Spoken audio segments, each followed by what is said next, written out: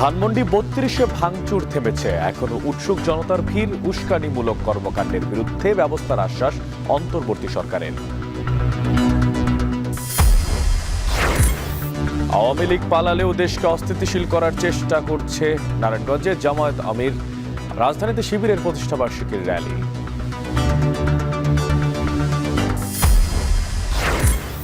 পরিবেশ ছাড়পত্র ছাড়াই চলছে ৩,৫০০ ইট ভাটা। বায়ু দূষণ কমাতে অগ্রগতি নেই অটো ব্রিক ফিল্ডে রূপান্তরে। এবং বিপিএল এর ফাইনালের টিকিটের জন্য হাহাকার, মিরপুরে হাজারো ভক্তের ভিড় সামলাতে সড়ক আটকালো আইন শৃঙ্খলা বাহিনী। আমরা টিকিট পাইতেছি না, ঠিক আছে, সব টিকিটগুলো বেলাকে বিক্রি করেছে। এই ক্রিকেট বোর্ড মানুষের আবেগ নিয়ে খেলতেছে। আমরা ক্রিকেটকে ভালোবাসি বিধায় আজকে এই আন্দোলনে আমরা আসছি।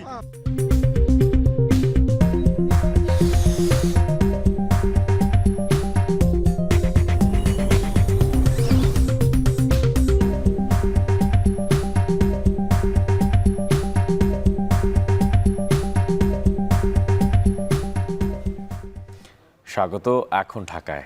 পুরো আয়োজনে আপনাদের সাথে আছি আমি মশিউর অনিক। শেখ হাসিনার বক্তব্যের প্রতিবাদে ধানমন্ডি ৩২ নম্বরে শেখ মুজিবের বাড়িটি প্রায় ভেঙে ফেলা হয়েছে। এখনও সেখানে ভিড় করছেন উৎসুক জনতা। সে বিষয়ে বিস্তারিত জানাতে আমাদের সঙ্গে যুক্ত হচ্ছেন সহকর্মী সাজিদ আরাফাত। সাজিদ, আপনার থেকে জানতে চাই, উপস্থিত যে উৎসুক জনতা তারা কি বলছেন, এখনও বিক্ষোভকারীরা সেখানে আছেন কিনা?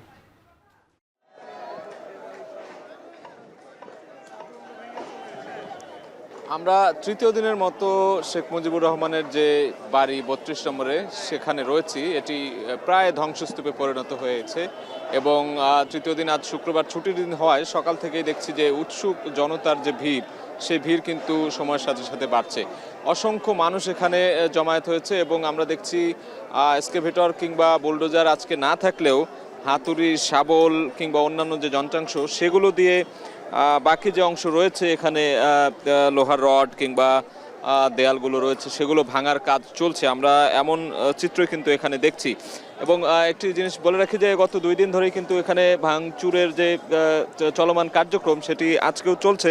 তবে আনুষ্ঠানিকভাবে যে বুলডোজার ছিল প্রথম দিন সেটি আমরা লক্ষ্য করছি না। তবে এখানে অনেক ধরনের মানুষ রয়েছেন যারা আসছেন, দেখছেন, অনেকেই ছবি তুলছেন, অর্থাৎ অনেকেই কখনোই আসেননি এই জায়গা থেকে তারা স্মৃতি হিসেবে, মানে একেবারে যে ভাঙচুরের যে দৃশ্যগুলো সেগুলো ধরে রাখার একটি প্রয়াস বা চেষ্টা আমরা দেখছি। অনেকে ভিডিও করছেন, অনেকেই এখানে ছবি তুলে রাখছেন এবং উৎসুক জনতা অর্থাৎ ধানমন্ডি এলাকায় যারা থাকেন তারা তো আসছেনই, অনেকেই যারা অনেক দূর দূরান্ত থেকে অনেক লোকজন এখানে আসছেন দেখতে যে এই ভঙ্গুর অবস্থায় ধ্বংসস্তূপ যে রয়েছে এখন এই ৩২ নম্বর বাড়িটি সেটি দেখার জন্য আসছেন। এবং আমরা দেখছি এখানে অনেক ধরনের নিম্নবিত্ত মানুষ যারা এখান থেকে অনেক কিছুই নিয়ে যাচ্ছেন, লোহার রড বা অন্যান্য পানির ট্যাঙ্কি সহ আনুষঙ্গিক যে জিনিসগুলো এখনও অবশিষ্ট রয়েছে সেগুলো অনেকেই কিন্তু এখান থেকে নিয়ে যাচ্ছেন, এমন দৃশ্য আমরা দেখেছি। তবে এখানে উৎসুক জনতার যে ভিড় সেটি সময়ের সাথে সাথেই বাড়ছে। আমরা অনেকের সাথে কথা বলার চেষ্টা করেছি, তারা যেটি বলছিলেন যে স্বৈরাচারের নিদর্শন স্বরূপ যে বাড়িটি এটি ছিল সেটি একেবারে পুরোপুরি ধ্বংস করা না পর্যন্ত তারা এখানে থাকবেন, এখানে আসবেন এবং যে বাকি অংশটি রয়েছে আমরা দেখছি সেটিও ভেঙে ফেলার বা সেটিও মাটিতে গুঁড়িয়ে দেওয়ার কথা তারা বলছেন। এবং যতক্ষণ না পর্যন্ত এটি পুরোপুরি ধ্বংস করা হয় ততক্ষণ পর্যন্ত তারা এখানে অবস্থান করবেন বলে আমরা জানতে পেরেছি। এবং অনেক ধরনের মানুষ আমরা দেখতে পাচ্ছি। আজকে শুক্রবার ছুটির দিন হওয়ায় সময়ের সাথে সাথে সকাল থেকে কম ছিল কিছু মানুষ, তবে বেলা বাড়ার সাথে সাথে কিন্তু অসংখ্য এখানে উৎসুক জনতা ভিড় করেছেন, আমরা এমন চিত্র দেখছি। তবে বাকি যে অংশটি রয়েছে সেটি পুরোপুরি কবে নাগাদ ভেঙে ফেলা হবে নাকি আদৌ এভাবেই থাকবে সেটি এখনও বলা যাচ্ছে না। তবে পরবর্তীতে আমরা জানতে পারলে সেটি জানানোর চেষ্টা করব। এই ছিল ধানমন্ডির ৩২ নম্বর বাড়ি থেকে যে ধ্বংসপ্রাপ্ত বাড়িটি, তার সামনে থেকে সবশেষ খবর। শেখ হাসিনার বক্তব্যের জেরে ধানমন্ডি ৩২ নম্বরের বাড়ি প্রায় বিক্ষোভকারীরা ভেঙে ফেলেছে। সে বিষয়ে সবশেষ জানাচ্ছিলেন সহকর্মী সাজিদ আরাফাত। এদিকে সারা দেশে বিভিন্ন প্রতিষ্ঠান ও স্থাপনায় ভাঙচুর, অগ্নিসংযোগের চেষ্টা শক্তভাবে প্রতিহত করা হবে বলে জানিয়েছে অন্তর্বর্তী সরকার। রাতে প্রধান উপদেষ্টার ভেরিফাইড ফেসবুক পেজে এমন বিবৃতির কথা জানানো হয়। বিবৃতিতে আরও বলা হয়, অন্তর্বর্তী সরকার গভীর উদ্বেগের সাথে বিষয়গুলো লক্ষ্য করছে। কতিপয় ব্যক্তি ও গোষ্ঠী সারা দেশে বিভিন্ন প্রতিষ্ঠান ও স্থাপনায় ভাঙচুর ও অগ্নিসংযোগের চেষ্টা করছে। সরকার এই ধরনের কর্মকাণ্ড শক্তভাবে প্রতিহত করবে। বিবৃতিতে আরও বলা হয়, অন্তর্বর্তী সরকার নাগরিকদের জানমালের নিরাপত্তা রক্ষায় প্রস্তুত। কোনো ধরনের উস্কানিমূলক কর্মকাণ্ডে দেশকে অস্থিতিশীল করার চেষ্টা করা হলে দায়ীদের বিরুদ্ধে আইনশৃঙ্খলা বাহিনী তাৎক্ষণিকভাবে কঠোর ব্যবস্থা নেবে বলেও জানায় বিবৃতিতে।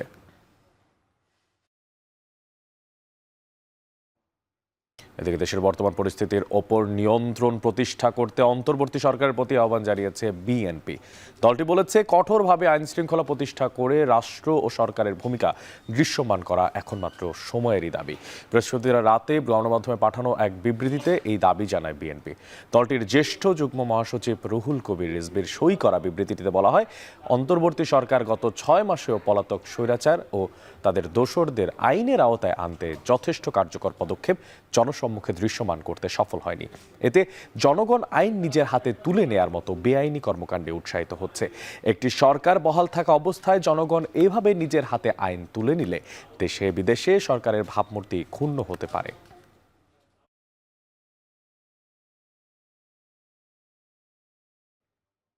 দর্শক, শেখ হাসিনার উস্কানিমূলক ও বিদ্বেষপরায়ণ বক্তব্য জনমনে তীব্র ক্ষোভের সৃষ্টি করেছে, যার বহিঃপ্রকাশ ঘটেছে ধানমন্ডি সহ সারা দেশে।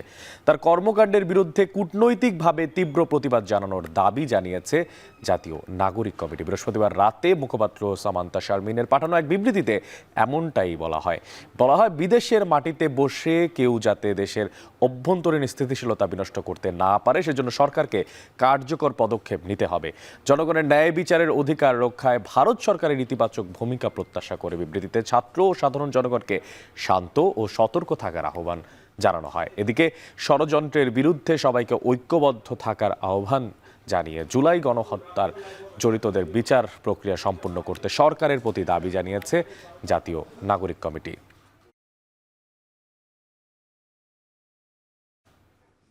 দেশবিরোধী ষড়যন্ত্রের অভিযোগে অভিনেত্রী মেহের আফরোজ শাওন ও সোহানা সাবাকে আটকের পর থেকে ডিবির হেফাজতে আছে। এ নিয়ে আরও জানাতে ডিবি কার্যালয়ের সামনে থেকে যুক্ত হচ্ছেন সহকর্মী রাব্বি হোসেন। সরাসরি চলে যাচ্ছি রাব্বির কাছে। রাব্বি, আপনার থেকে জানতে চাই, অভিনেত্রী মেহের আফরোজ শাওন ও সোহানা সাবার জিজ্ঞাসাবাদ নিয়ে এখন পর্যন্ত কোনো কিছু জানা সম্ভব হয়েছে কিনা? অনেক আমাদের এখন পর্যন্ত জানা সম্ভব হয়নি। ডিবির পক্ষ থেকে আমাদেরকে এখনো জানায়নি যে তাদের বিরুদ্ধে যে রাষ্ট্রীয় ষড়যন্ত্রের অভিযোগ রয়েছে সেই অভিযোগের পরিপ্রেক্ষিতে অভিনেত্রী মেহের আফরোজ শাওন ও সোহানা সাবাকে যে গতকালকে আটক করে ডিবি হেফাজতে নিয়ে জিজ্ঞাসাবাদ করা হচ্ছে, সেই জিজ্ঞাসাবাদ এখনো শেষ হয়নি এবং জিজ্ঞাসাবাদের পরে তাদের বিরুদ্ধে কোনো মামলা দেবে কিনা সে বিষয়টিও এখন পর্যন্ত নিশ্চিত করা হয়নি। তবে ডিবির পক্ষ থেকে বলা হয়েছে যে তাদের বিরুদ্ধে এর আগে কিন্তু বেশ কয়েকটি অভিযোগ রয়েছে যে এই যে কোটা সংস্কার আন্দোলন ঘিরে বিভিন্ন সময় তারা আওয়ামী লীগকে সমর্থন করে ছাত্র জনতার বিপক্ষে দাঁড়িয়ে সামাজিক যোগাযোগ মাধ্যমে নানা প্রকার তারা উস্কানিমূলক স্ট্যাটাসে দিয়েছেন এরকম বা পোস্ট দিয়েছেন, এরকম অভিযোগও রয়েছে। এছাড়া বিভিন্ন সময় তারা রাষ্ট্রীয় ষড়যন্ত্রের অভিযোগে অভিযুক্ত হয়েছেন বলেও কিন্তু তাদের জানানো হয়েছে তাদের বিরুদ্ধে। তবে যেহেতু তাদের বিরুদ্ধে কোনো এখনো মামলা দেওয়া হয়নি, সেটি আসলে নিশ্চিত নয় যে তাদের কাছকে মামলা দিয়ে কোর্টে পাঠানো হবে কিনা। এছাড়া আমরা দেখেছি যে কোটা সংস্কার আন্দোলন যখন চলমান ছিল তখন হোয়াটসঅ্যাপ গ্রুপে আলো আসবে গ্রুপের মাধ্যমে এই আন্দোলন দমনে তারা আসলে শিল্পীকে, যারা শিল্পী সমিতি রয়েছে বা যারা অভিনেত্রী অভিনেতা রয়েছে তাদেরকে একত্রিত করে তারা ছাত্র জনতার বিরুদ্ধে আসলে দাঁড়িয়েছেন, এরকম একটা অভিযোগ কিন্তু রয়েছে তাদের বিরুদ্ধে। এবং সেই অভিযোগের পরিপ্রেক্ষিতেই কিন্তু আমরা দেখেছি নানা সময় এই কোটা সংস্কার আন্দোলনের পর যখন ছাত্র জনতার গণঅভ্যুত্থানে যখন আওয়ামী সরকারের পতন হয় তখনই কিন্তু এই বিষয়টি আসলে সামনে চলে আসে এবং তাদের যে আলোচনা বা সমালোচনার কেন্দ্রে কিন্তু তারা এতদিন ছিলেন। এবং আন্দোলনের পরবর্তী সময় এই 5 আগস্টের পরেও তারা কিন্তু বিভিন্ন সময় অন্তর্বর্তী সরকারকে নিয়ে তারা নানা বিরূপ মন্তব্য করেছেন, এই অভিযোগগুলো তাদের বিরুদ্ধে রয়েছে। তবে আরো কিছুক্ষণ অপেক্ষা করলে আমরা হয়তো আরো বিস্তারিত জানতে পারবো যে তাদের বিরুদ্ধে কোন মামলা দেবে কিনা বা তাদেরকে আজকে আদালতে প্রেরণ করা হবে কি হবে না। এই ছিল আমার কাছে ডিবি কার্যালয় থেকে সবশেষ খবর। ডিবি কার্যালয়ের সামনে থেকে সহকর্মী রাব্বি হোসেন জানাচ্ছিলেন সবশেষ। আরএফএল ওয়াটার পাম্পের অটো থার্মাল টেকনোলজি, যা বেশি হিটে নষ্ট হয় না, শতভাগ মসৃণ, ব্রাশ ইম্পেলার নিশ্চিত করে অধিক পানির flow. RFL water pump on করলে পানির তুফান। আওয়ামী লীগ পালালেও দেশকে অস্থিতিশীল করার চেষ্টা চালাচ্ছে বলে মন্তব্য করেন জামায়াতে ইসলামের আমির ডাক্তার শফিকুর রহমান। সকালে নারায়ণগঞ্জের ওসমানী পৌর স্টেডিয়ামে মহানগর ও জেলা জামায়াতে ইসলামীর উদ্যোগে আয়োজিত জনসভায় এই মন্তব্য করেছেন তিনি। জামায়াতের আমির বলেন, স্বাধীনতার পক্ষে কথা বলে সকল রাষ্ট্রীয় প্রতিষ্ঠান ধ্বংস করেছে আওয়ামী লীগ। সবাই স্বাধীনতাকে মেনে নেয়ার পরেও স্বাধীনতার পক্ষ বিপক্ষ বলে জাতিকে ভাগ করা হয়েছে। আগামীর বাংলাদেশ সাম্প্রদায়িক সম্প্রীতির বাংলাদেশ হবে উল্লেখ করে তিনি আরও বলেন, সরকার গঠন করতে পারলে শিক্ষা ব্যবস্থা সংস্কার ও কৃষিখাত পুনর্গঠন করবে জামায়াত।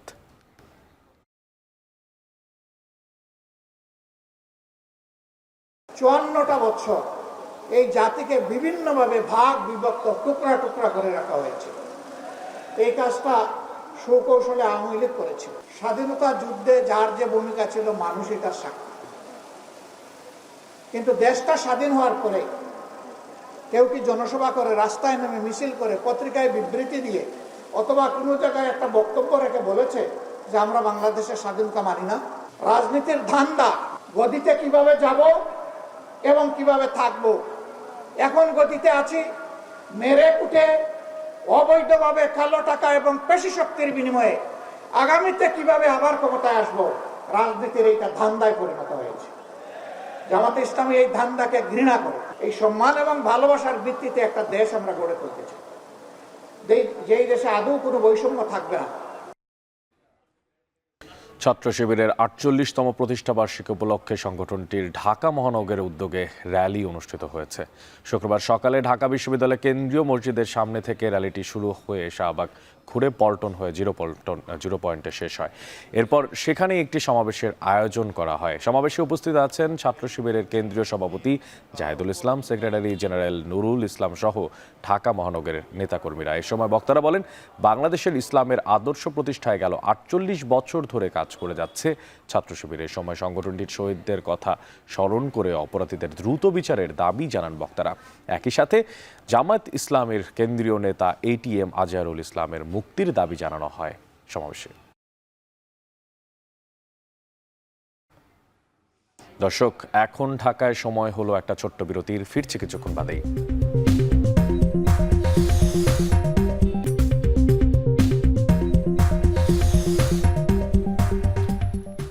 বিরতির পর ফিরে এলাম। আপনারা দেখছেন এখন ঢাকা। 2025 সালের মধ্যে সরকারি সব স্থাপনা নির্মাণে পোড়ানো ইটের বিকল্প ব্যবহারের নির্দেশনা এসেছে পরিবেশ মন্ত্রণালয় থেকে। পাশাপাশি প্রায় 4000 অবৈধ ইটভাটা বন্ধে অভিযান চলছে। তবে রাতারাতি দেশের সনাতনী ইটভাটা বন্ধ হলে প্রভাব পড়বে অবকাঠামো নির্মাণ ও কর্মসংস্থানে। এক্ষেত্রে সরকার সমন্বয়হীনভাবে একক সিদ্ধান্ত চাপিয়ে দিচ্ছে বলে অভিযোগ করছেন ইট প্রস্তুতকারী মালিক সমিতি। বিশেষজ্ঞরা পরামর্শ দিচ্ছেন, যথাযথ পরিকল্পনা বাস্তবায়নের মাধ্যমে দূষণ বন্ধ করে আধুনিক ইট ভাটা স্থাপনে বড় উদ্যোগ নিতে হবে সরকারকেই। আহাদ আহমেদের ক্যামেরায় বাকিটা জানাবেন রকিবুল রাহাত।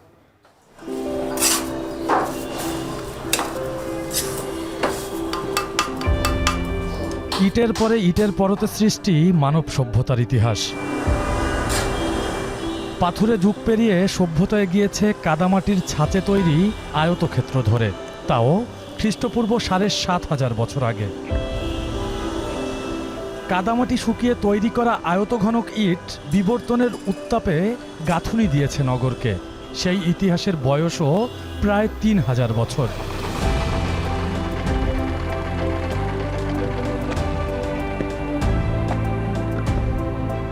যুগের পরিক্রমা স্থাপনা নির্মাণে সবচেয়ে বেশি ব্যবহৃত এই কাঁচামাল বিশ্বে বছরে প্রায় ১৬০০ বিলিয়ন পিস উৎপাদিত হয়। উৎপাদনে চতুর্থ স্থানে থেকে বাংলাদেশে প্রতি বছর ৩২ মিলিয়ন পিস ইট তৈরি হয়, যার বেশিরভাগই সনাতনী ড্রাম চিমনি, ফিক্সড চিমনি পদ্ধতিতে।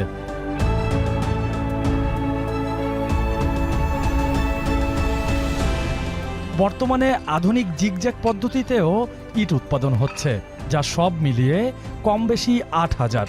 যদিও এর মধ্যে ৩,৪৯১টির পরিবেশ ছাড়পত্র নেই বলে তথ্য পরিবেশ অধিদপ্তরের। অতি দ্রুতই আমি ব্লকের মালিকদের সাথে বসবো, তাদের কোথায় ট্যাক্সেশনের প্রবলেম আছে, কোথায় যন্ত্রপাতি আনায় প্রবলেম আছে সেটার উপর জোর দিলে বরং যদি আমরা ইটের ক্ষেত্রে বিকল্পটাকে সহজলভ্য করতে পারি তাহলে এই লড়াইতে আমাদের যেতে হবে।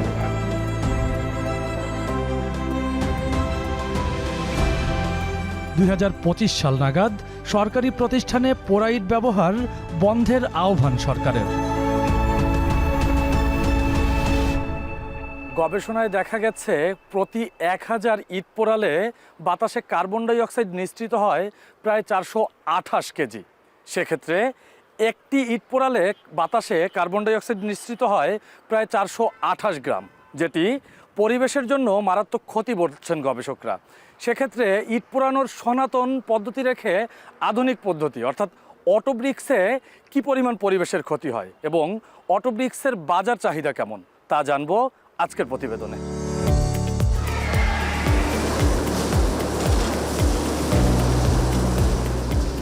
ঢাকার পাশের মানিকগঞ্জে এক অটোব্রিক্সে গিয়ে দেখা গেল স্বয়ংক্রিয় পদ্ধতিতে চলছে ইট তৈরি। সারা দেশে হাইব্রিড হফম্যান কিলন ও অটোমেটিক টানেল ক্লিন অর্থাৎ অটোব্রিক্স নামে শতাধিক ভাটা উৎপাদনে রয়েছে। বছরে যাদের উৎপাদন 140 কোটি পিস ইট। তবে প্রতি বছর দেশে ইটের চাহিদা আধুনিক ইট দিয়ে পূরণ করা সম্ভব নয় বলে জানান অটোব্রিক ম্যানুফ্যাকচারার অ্যাসোসিয়েশন। তাই বিকল্প তৈরি না করে সনাতনী ইটভাটা বন্ধের বিপক্ষে মত দেন সংগঠনের সভাপতি। বাংলা ভাটাগুলা বন্ধ যেগুলো হয়েছে সে undoubtedly it a good sign, এবং বাদবাকি যেগুলো আছে এগুলো বন্ধ করে দিতে হবে। তা আমি সাথে সাথে অনুরোধ রাখবো, এগুলো বন্ধ করতে হলে সমপরিমাণের প্রোডাক্ট আপনার অটোব্রিক্স থেকে বের করতে হবে। সনাতনী ইটভাটার মালিকদের সংগঠনের সভাপতি বলেন, সরকার এক এক সময়ে এক এক সিদ্ধান্ত নিচ্ছে। স্থায়ী সমাধানে সমন্বয়হীনতা এড়িয়ে আইন প্রণয়নে অ্যাসোসিয়েশনকে সম্পৃক্ত করার আহ্বান তার। আগে যিনি মন্ত্রী ছিলেন শাহজাহান সিরাজ সাহেব, তখন সে আমাদেরকে বলল যে পরিবেশ বান্ধব হলো 120 ফিট চিমনি এফসিকে এই ভাটাটা পরিবেশ বান্ধব। আমরা সেটা 50-60 লক্ষ টাকা খরচ করে আমরা তখন করলাম। তাইলে এখন আমরা কোথায় যাব? আপনাদের কথা মতো আবার যদি আমি জিগজাগ করি, এই জায়গায় 1 কোটি 1.5 কোটি টাকা খরচ যাবে। এটা যে আবার 5 বছর পরে 10 বছর পরে আপনারা বলবেন না যে এটা পরিবেশ বান্ধব না, যদি এই কথা আপনারা বলে ফেলেন তখন তার গ্যারান্টিটা কি? সেই গ্যারান্টিটা চাই আমরা। 2027 সালের মধ্যে বায়ু দূষণকারী ইট বন্ধে সরকারি যে উদ্যোগ তা চাহিদা যোগানের যথাযথ হিসাবে না হওয়ায় সহসাই সমাধানের আশা দেখছেন না বিশেষজ্ঞরা। 4 থেকে 5 কোটি টাকায় বাংলা ইটভাটা বসানো সম্ভব, অথচ অটোব্রিক ফিল্ডে ন্যূনতম খরচ 50 কোটি টাকা। মালিকদের খরচ না করার অনিচ্ছা বায়ু দূষণমুক্ত ইটভাটা স্থাপনে বাধার কারণ হতে পারে বলে শঙ্কা পরিকল্পনাবিদদের। রকিবুল রাহাত, এখন, ঢাকা। বাজারে বোতলজাত সয়াবিন তেলের সংকট দেখা দিয়েছে, এতে অনেক দোকানেই বাড়তি দাম নেওয়া হচ্ছে। এ বিষয়ে বিস্তারিত জানাতে কারণ বাজার থেকে যুক্ত হচ্ছেন সহকর্মী ওমর ফারুক, এছাড়া খুলনা বড় বাজারে আছেন সহকর্মী তরিকুল ইসলাম। তবে শুরুতেই কারণ বাজারে চলে যাব, সেখানে আছেন সহকর্মী ওমর ফারুক। ফারুক, আপনার থেকে জানতে চাই তেলের সরবরাহ নিয়ে কি বলছেন ব্যবসায়ীরা, আর পাশাপাশি এই যে বোতলজাত তেলের সংকটের পিছনের কারণই বা কি দেখছেন, কি তথ্য আছে?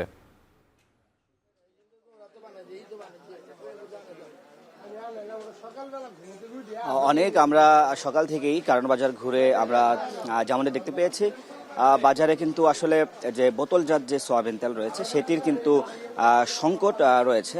বিক্রেতারা বলছেন যে তাদের যে চাহিদা, অর্থাৎ তাদের যে প্রতিদিনের যে খুচরা বিক্রেতাদের যে চাহিদা, সেই চাহিদা অনুযায়ী কিন্তু তারা তাদের পর্যাপ্ত যে ভোজ্য তেল রয়েছে অর্থাৎ সয়াবিন তেল রয়েছে সেটি কিন্তু তারা পাচ্ছেন না। তারা যেটি বলছেন যে তারা তাদের পক্ষ থেকে তারা যেটি দাবি করছেন, তারা বলছেন যে এখানে তৃতীয় কোনো পক্ষ একটি মানে সিন্ডিকেট তৈরি করেছেন, যার ফলে একটা কৃত্রিম সংকট তৈরি করেছেন, যার ফলে কিন্তু আসলে যে এই যে ভোজ্য তেল সয়াবিন তেলের কিন্তু একটা সংকট তারা পাচ্ছেন। তারা বলছেন যে তাদের যে চাহিদা, অর্থাৎ প্রতিদিন তাদের যেই 15 থেকে 20 কার্টুনের মতো তাদের হচ্ছে তেল প্রয়োজন, কিন্তু তারা সেটি পাচ্ছেন না। এছাড়াও তারা বলছেন তাদেরকে তেল আনতে গেলে, অর্থাৎ পাইকারি বিক্রেতা যারা আছে তাদের কাছ থেকে তারা যখন তেল সংগ্রহ করতে যান তাতে সেই তখন তাদেরকে নানান ধরনের পণ্য, অর্থাৎ তেলের সাথে অন্যান্য পণ্য নিতে তাদেরকে কিন্তু আসলে বাধ্য করা হয়, যার ফলে কিন্তু খুচরা লেভেলে খুচরা পর্যায়ে তারা কিন্তু ভোক্তাদের কাছে তেল বিক্রি করতে তারা কিন্তু একটু সংকটে পড়েন। তো এছাড়াও আমি যদি বলি আপনাকে অন্যান্য যে সার্বিক পরিস্থিতি রয়েছে বাজারের, সেক্ষেত্রে আমরা যেমনটি দেখেছি যে চালের বাজারেও কিন্তু গত সপ্তাহের তুলনায় এই সপ্তাহে কিন্তু অপরিবর্তিত রয়েছে। আমরা যেমনটি দেখেছি এই আজকের বাজার ঘুরে আমরা দেখেছি যে সরু মিনিকেট যেটি রয়েছে সেটি কিন্তু 75 থেকে 82 টাকায় বিক্রি হচ্ছে। এছাড়াও নাজিরশাইল অন্যান্য যে চাল রয়েছে সেটি কিন্তু 78 থেকে 85 টাকায় বিক্রি হচ্ছে। এছাড়াও যে মোটা চাল যেটি রয়েছে সেটি কিন্তু 52 থেকে 55 টাকায় বিক্রি হচ্ছে। তবে আমরা চালের বাজারে কথা বলে যেমন জেনেছি যে পর্যাপ্ত মজুদ রয়েছে এবং হচ্ছে ভারত এবং মায়ানমার থেকে কিন্তু চাল আমদানি করা হয়েছে, এর ফলেও কিন্তু চালের দাম কমেনি, বরঞ্চ গত সপ্তাহের তুলনায় অপরিবর্তিত রয়েছে। এছাড়াও আমরা অন্যান্য যে পণ্য রয়েছে, যেহেতু সামনে রমজান মাস, সেই ক্ষেত্রে যারা মধ্যবিত্ত বা নিম্নবিত্ত পরিবারের সদস্য যারা রয়েছেন তারা কিন্তু একটু আগ থেকেই তারা তাদের নিত্য প্রয়োজনীয় সংগ্রহ সামগ্রীগুলো তারা ক্রয় করে রাখেন, সংগ্রহে রাখেন। সেক্ষেত্রে আমরা যে দেখেছি এই আজকে বাজার ঘুরে যে মসুর ডাল যেটি রয়েছে সেটি আমদানি করা মসুর ডাল সেটি কিন্তু মানভেদে 105 থেকে 110 টাকা এবং অন্যান্য যে মসুর ডাল রয়েছে অর্থাৎ সেগুলো 120 থেকে 130 টাকা। এছাড়াও যে ছোলা সেটি কিন্তু 120 থেকে 130 টাকা। তবে স্বস্তির বিষয় হচ্ছে সবজির দাম কিন্তু এখন অপরিবর্তিত রয়েছে। প্রায় শীতকালীন যে সবজিগুলো রয়েছে সেগুলো কিন্তু প্রায় 20 থেকে 30 টাকার মধ্যে কিন্তু ক্রেতারা কিনতে পাচ্ছেন। তো অনেক এই হচ্ছে আজকের বাজার পরিস্থিতির সর্বশেষ তথ্য। পর্যাপ্ত তেলের সরবরাহ নেই, আর সেই কারণেই সংকট তৈরি হয়েছে বাজারে। সে বিষয়ে জানাচ্ছিলেন কারণ বাজার থেকে সহকর্মী। এবার একটু চলে যেতে চাই খুলনাতে, সেখানে বড় বাজারে আছেন সহকর্মী তরিকুল। আপনার কাছে যাচ্ছি, আপনি একটু জানাবেন যে পর্যাপ্ত সরবরাহ না থাকায় যেমনটা জানছিলাম কারণ বাজারে যে সেখানে দামে বেশ প্রভাব পড়েছে, তো আপনি জানাবেন যে খুলনাতে তাতে করে দামের কোনো প্রভাব দেখতে পাচ্ছেন কিনা? আসলে খুলনাতেও একই অবস্থা, কারণ বাজারের মতো খুলনাতেও আমরা যে তেলের ভোজ্য তেলের বিষয়টি যেটি দেখেছি, এখানে বোতলজাত সয়াবিন তেলের সংকট রয়েছে বাজারে। এছাড়া এখানে খুচরা পর্যায়ে যে তেলটা বিক্রি করা হচ্ছে সয়াবিন, সেটি গত এক সপ্তাহের ব্যবধানে 10 টাকা বেড়েছে প্রতি লিটারে, এটি আমরা এখান থেকে যে তথ্যটি পেয়েছি। আবার যারা বোতলজাত বিক্রি করছেন তারা সেটাও এখন 195 টাকা, বা যারা বিভিন্ন ছোট ছোট দোকানগুলো রয়েছে সেখানে আরেকটু বেশি দামে বিক্রি করা হচ্ছে। তবে সংকট যেটি আমরা দেখতে পাচ্ছি সেটি হচ্ছে একেবারে যারা এটি উৎপাদন করছেন এবং যারা বাজারজাত করছেন সেসব প্রতিষ্ঠানগুলো পর্যাপ্ত তারা বোতলজাত তেল কিন্তু সরবরাহ করছেন না, এমন অভিযোগ কিন্তু এখানকার ব্যবসায়ীদের। এবং সে কারণে কিন্তু সয়াবিন তেলের যে বাজার, সে বাজারে কিন্তু একটা সংকট সৃষ্টি হয়েছে এবং ভোক্তা পর্যায়ে কিন্তু একটি অসন্তোষ তৈরি হয়েছে যে তার নিত্য পণ্যের মধ্যে, ভোগ্য পণ্যের মধ্যে সয়াবিন তেল এটি একটি গুরুত্বপূর্ণ, কিন্তু সেটি কিন্তু আসলে মানুষের কাছে যে স্বল্পতা সেটি কিন্তু মানে সেটি প্রাপ্ততা সেটি কিন্তু কম রয়েছে। তবে খুচরা পর্যায়ে আমরা দেখেছি যে সেখানে কিছু ক্রেতা তারা এখানে এসে কিনে সন্তুষ্টি প্রকাশ করছেন, এই কারণে যে যেহেতু পাইকারি বা বোতলজাত তারা তেল খুব বেশি পাচ্ছেন না। এখানকার আমরা বড় বাজারে বেশিরভাগ দোকানে আমরা খোঁজ নিয়েছি, সেখানে অনেক দোকানদার রয়েছেন বা অনেক ব্যবসায়ী রয়েছেন, তারা কিন্তু সয়াবিন তেল বিক্রি করছেন না, এই কারণে যে ক্রেতাদের সাথে তাদের একটা অসন্তুষ্টি তৈরি হবে।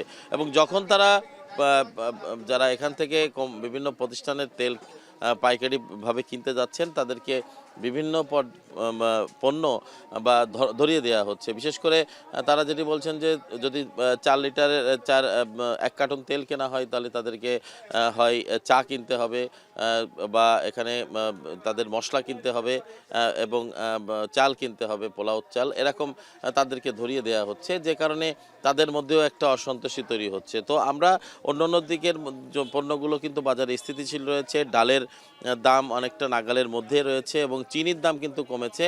এটা কিন্তু ক্রেতাদের জন্য সুখবর, কারণ সামনে পবিত্র শবে বরাত এবং পরবর্তীতে রমজান, চিনির একটা চাহিদা থাকে, যে কারণে এখানে আমরা দেখছি বাজারে এসে 120 টাকা খোলা বিক্রি হচ্ছে এবং প্যাকেটজাত 125 টাকা বিক্রি হচ্ছে।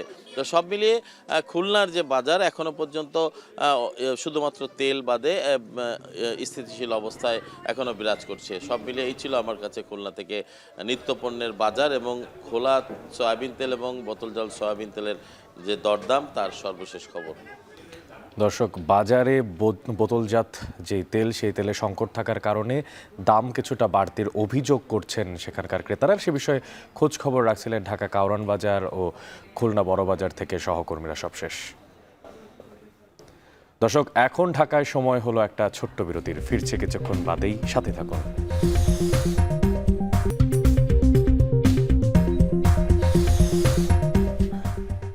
বিরতির পর ফিরে এলাম আরেকবার। আপনারা দেখছেন এখন ঢাকা। চট্টগ্রামের সমুদ্র উপকূল জুড়ে একদিকে উকি দিচ্ছে যেন নতুন আরেক বাংলাদেশ। চট্টগ্রাম থেকে মেঘনা নদীর হাতিয়া পর্যন্ত এই বিশাল অঞ্চল জুড়ে ক্রমশই যেন সাগর দূরে সরে যাচ্ছে, আর জাগছে দিগন্ত বিস্তৃত নতুন এক চরাঞ্চল, যা ভবিষ্যতে পাল্টে দিতে পারে এই অঞ্চলের মানচিত্রকেও। যে মানচিত্রের বুক জুড়ে পাল্টে যাচ্ছে উপকূলীয় জনপদের অর্থনীতি, কোথাও কোথাও দেখা দিচ্ছে সম্ভাবনা, আবার কোথাও তৈরি হচ্ছে জীবিকার সংকট। এমনকি বদলে দিচ্ছে চট্টগ্রাম বন্দর হয়ে সারা দেশে যে পণ্য পরিবহনের নৌপথ, সেই নৌপথটাও। চট্টগ্রামের সমুদ্র উপকূল ঘুরে বিস্তারিত জানাচ্ছেন হোসেন জিয়াদ, যেখানে ক্যামেরায় ছিলেন মোহাম্মদ পারভেজ।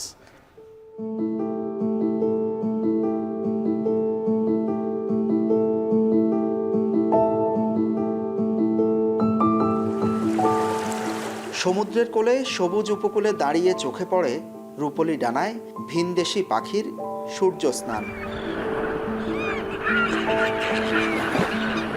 যুগ যুগ ধরে যে অচেনা মানচিত্রে ঘর বাঁধছে এ পরিযায়ী পাখির দল, সে মানচিত্র যেন তাদের কাছে অচেনা হচ্ছে। চট্টগ্রামের হালি শহরের জেগে ওঠা চর জানান দিচ্ছে পাল্টে যাচ্ছে এ উপকূলীয় এলাকার দৃশ্যপট, সংকুচিত হচ্ছে বঙ্গোপসাগরের জল। জেগে ওঠা চরের আদি অন্ত খুঁজতে আমরা ছুটে যাই সমুদ্র পেরিয়ে দ্বীপ উপজেলা সন্দ্বীপে, যেখানে এসে আমরা আবিষ্কার করলাম উত্তাল সমুদ্রের গর্ভ থেকে জেগে ওঠা নতুন এক ভূমি।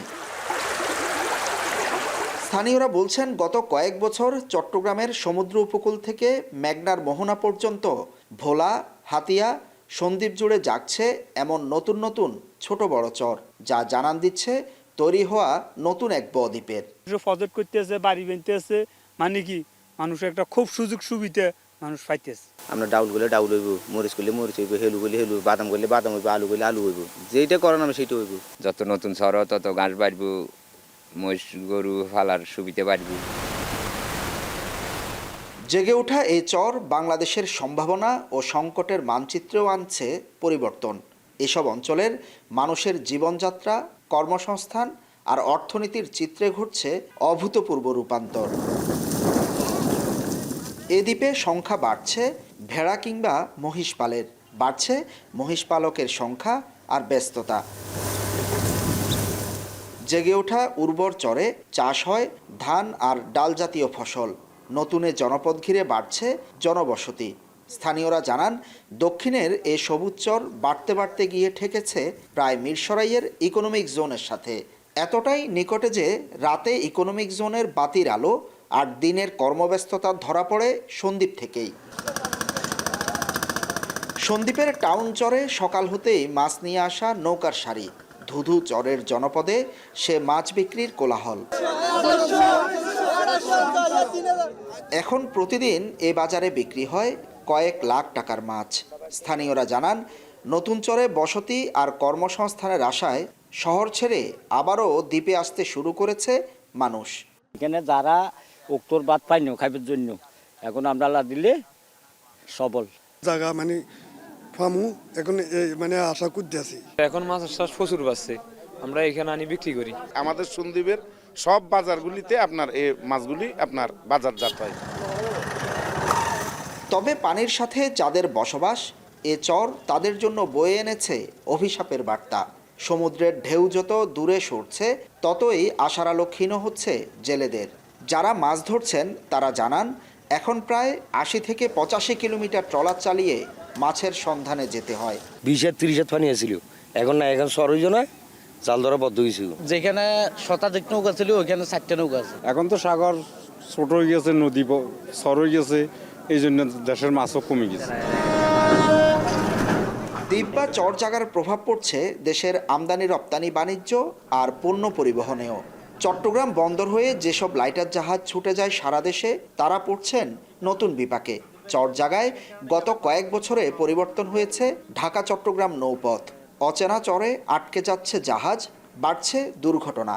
বিশেষ করে যখন রুলিং আসবে তখন হলো বেশি সমস্যা করে। যদি জাহাজ ঠেকে যায় তাহলে জাহাজ ফেটে যায়, ডুবে যাইতে পারে। জাহাজ যখন ঠেকে যায় তখন নৌকা নিয়ে এসে জাহাজগুলো ডাকাতি হওয়ার সম্ভাবনা 99% থাকে। সব মিলিয়ে জেগে ওঠা এই নতুন ভূমি সম্ভাবনার বাতিঘর নাকি আশঙ্কার বার্তা আনছে তা এখনো নিশ্চিত নয়। তবে সরকার কি এ নিয়ে কোনো পরিকল্পনা নিয়েছে? এখানে যদি সরকার মনে করে যে একটা ইকোনমিক জোন করা সম্ভব এবং যদি চায়, অবশ্যই এখানে করা সম্ভব। একটা অপার সম্ভাবনার জায়গা, বিস্তীর্ণ ল্যান্ড, এখানে ল্যান্ডের পর ল্যান্ড, অবশ্যই সব সরকার একটা কাজে লাগাতে পারে। এই শত শত মাইলের বিস্তীর্ণ চর এখানকার স্থানীয় ফসল উৎপাদন, কর্মসংস্থান কিংবা পশু চারণভূমি হিসাবে এখনো পর্যন্ত ব্যবহৃত হচ্ছে। তবে স্থানীয়রা বলছেন, সরকার নজর দিলে এই চরাঞ্চল দেশের অর্থনীতি এবং বাণিজ্যিক কার্যক্রমে ভূমিকা রাখতে পারে। সেক্ষেত্রে এই পুরো চরাঞ্চল ঘিরে তৈরি করতে হবে পানির সুবিধা এবং যোগাযোগ অবকাঠামোগত সুবিধা। হুসাইন জিয়াদ, এখন, সন্দ্বীপ চরাঞ্চল, চট্টগ্রাম। আরএফএল গিজারে আছে ওয়ার্ল্ড ফ্লো টেকনোলজি, যা পানি গরম করে 20% কম বিদ্যুৎ খরচে, আর একবার অন করলেই পানি গরম থাকে 24 ঘন্টা। আরএফএল গিজার, উষ্ণ পানির পরশ। দর্শক, নেপোলিয়নের একটা উক্তির কথা মনে পড়ছে। তিনি বলেছিলেন, অন্তত 60,000 বই সঙ্গে না থাকলে জীবনটাই নাকি অচল। অমর একুশে বইমেলার 7ম দিনে হাজার হাজার লাখ লাখ বই নিয়ে পসরা সাজিয়েছে। শিশুদের জন্য রয়েছে চমৎকার সব আয়োজন। ছুটির দিনে আজ সকাল 11টা থেকেই শুরু হয়েছে শিশু প্রহর।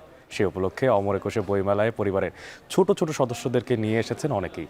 আর সেই খবর জানতেই মুহূর্তে যুক্ত হচ্ছি সহকর্মী শাহাদাত অব্রর সাথে। অব্র, আপনার কাছে জানতে চাই, আসলে এই যে শিশু প্রহরে কি কি বই বিক্রি হচ্ছে আজ, আর বইমেলা ঘিরে শিশুদের উচ্ছ্বাস কেমন দেখতে পাচ্ছেন?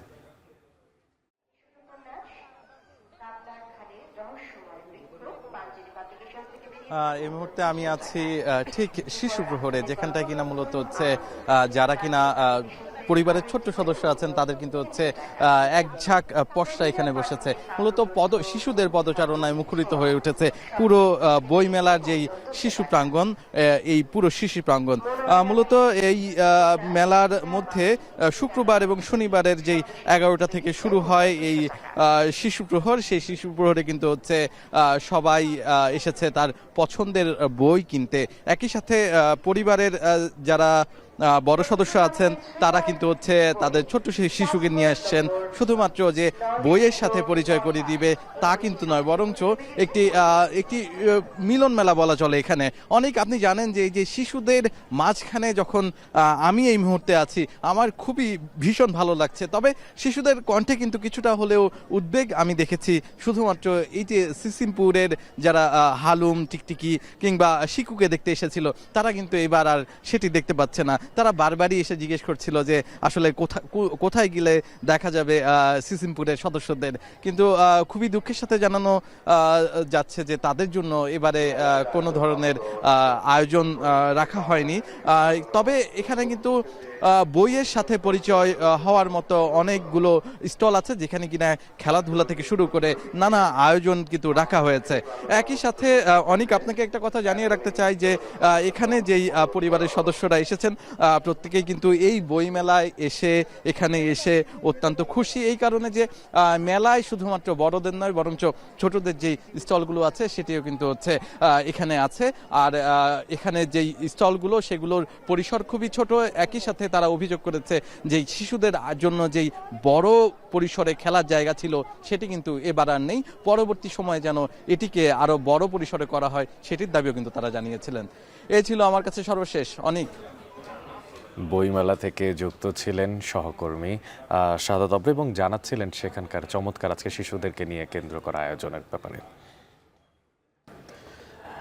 এখন ঢাকায় নিচ্ছি আরও একটা বিরতি, ফিরছি একটু পরেই, সাথে থাকুন।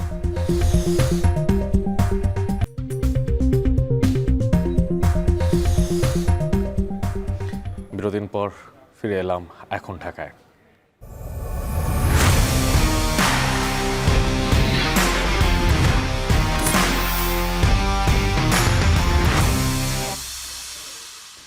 বিপিএল ফাইনালের টিকিট সংকটে আবার উত্তপ্ত মিরপুর স্টেডিয়াম।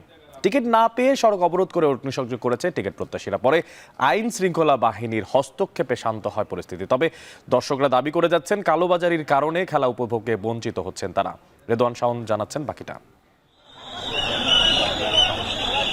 আইন শৃঙ্খলা বাহিনীর ধাওয়া খেয়ে দর্শকদের ভো দৌড়। পরিস্থিতি এতটাই বেগতিক যে পায়ের জুতা রেখেই পালাতে বাধ্য হয়েছেন অনেকে। শুক্রবার ফরচুন বরিশাল চিটাগাং কিংসের মেগা ফাইনালের আগেই যেন শুরু হয়েছে উত্তেজনা।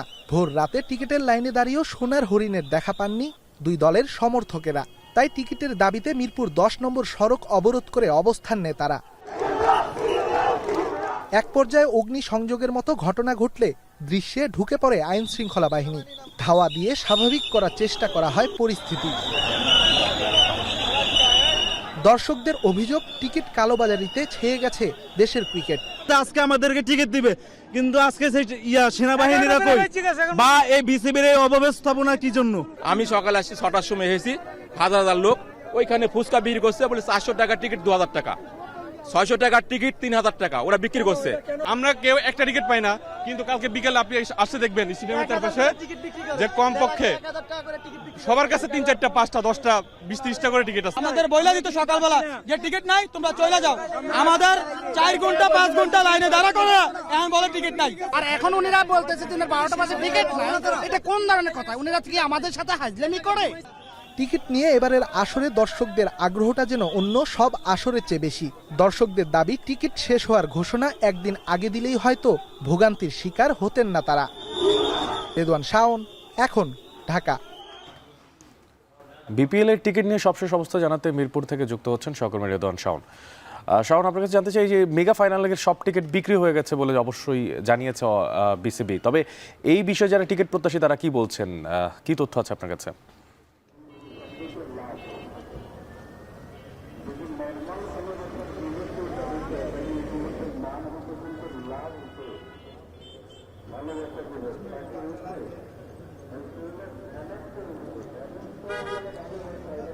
অনেক এই মুহূর্তে আমরা দাঁড়িয়ে আছি মিরপুর শেরেবাংলা স্টেডিয়ামের 1 নম্বর গেটে। আপনারা দেখতে পাচ্ছেন খেলা যদিও শুরু হবে সন্ধ্যা 6টায়, কিন্তু এখন থেকে আসলে এখানে দর্শকদের আনাগোনা শুরু হয়ে গেছে। এখানে আমরা যখন সকালবেলা আসি ঠিক সকাল 9টার দিকে স্টেডিয়ামের যে 5 নম্বর গেট, এই 5 নম্বর গেটে আমরা দেখতে পেয়েছি টিকিট প্রত্যাশীদের আসলে দীর্ঘ লাইন, এবং সেই লাইনে দাঁড়ানোর পর আসলে টিকিট কাউন্টারে টিকিট বিক্রির জন্য লোকজন ছিল না। এই কারণে সেখানে একটা বিশৃঙ্খলা সৃষ্টি হয়, এবং যেসব দর্শক যারা টিকিট কাটতে এসে টিকিট পায়নি শেষ পর্যন্ত, তারা সড়ক অবরোধ করে এবং সেখানে অগ্নি সংযোগের মতোও ঘটনা ঘটে। এরপরে আসলে আইন শৃঙ্খলা বাহিনী সেখানে এসে পরিস্থিতি নিয়ন্ত্রণ করার চেষ্টা করে, এবং বিসিবি থেকে আনুষ্ঠানিকভাবে জানানো হয় মেগা ফাইনালের যে টিকিট, সেই টিকিট সব বিক্রি হয়ে গেছে গতকাল রাতের মধ্যে। এবং আজ যারা টিকিট প্রত্যাশী তাদেরকে বিসিবি থেকে অনুরোধ করা হয়েছে তারা যেন স্টেডিয়ামের সেই গেট বা টিকিট বুথ ছেড়ে অন্যত্র অবস্থান নেয়, এবং তারা যেন স্টেডিয়াম প্রাঙ্গণে শৃঙ্খলা বজায় রাখে।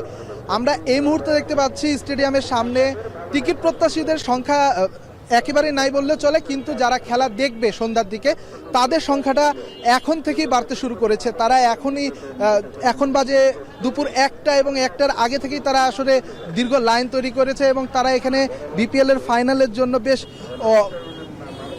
আগে থেকেই তারা অবস্থান নিয়েছে। এদিকে আমি যদি বলি আজকের খেলাটা নিয়ে, আজকের খেলায় বরিশাল এবং চিটাগাংয়ের মধ্যকার ম্যাচ, এবং সেই ম্যাচকে ঘিরে কিন্তু দর্শকদের মধ্যে এত উত্তেজনা, বিভিন্ন দূর দূরান্ত থেকে মানুষজন এসেছে, তারা এই ফাইনালটা আসলে এনজয় করতে চায়। তো এই ছিল মিরপুর শেরেবাংলা স্টেডিয়াম থেকে আমার কাছে টিকিট নিয়ে সর্বশেষ তথ্য। এরপরের লাইভে অবশ্যই আমি আপনাদের সঙ্গে যুক্ত হব আবার। We are proud partner of defending champion Fortune Borisha. Legends, local heroes, foreign stars, all are glittering, powering a connected Bangladesh. দর্শক, শেষ করার সময় হলো এখন ঢাকা, তবে তার আগে শিরোনামগুলো জানিয়ে দেব আরও একবার। ধানমন্ডি 32-এ ভাঙচুর থেমেছে, এখনো উৎসুক জনতার ভিড়। উস্কানিমূলক কর্মকাণ্ডের বিরুদ্ধে ব্যবস্থার আশ্বাস অন্তর্বর্তী সরকারের।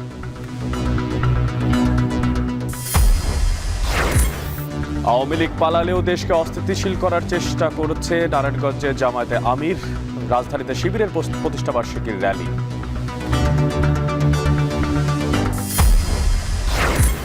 পরিবেশ ছাড়পত্র ছাড়াই চলছে ৩,৫০০ ইটভাটা। বায়ু দূষণ কমাতে অগ্রগতি নেই অটো ব্রিক ফিল্ডে রূপান্তরে।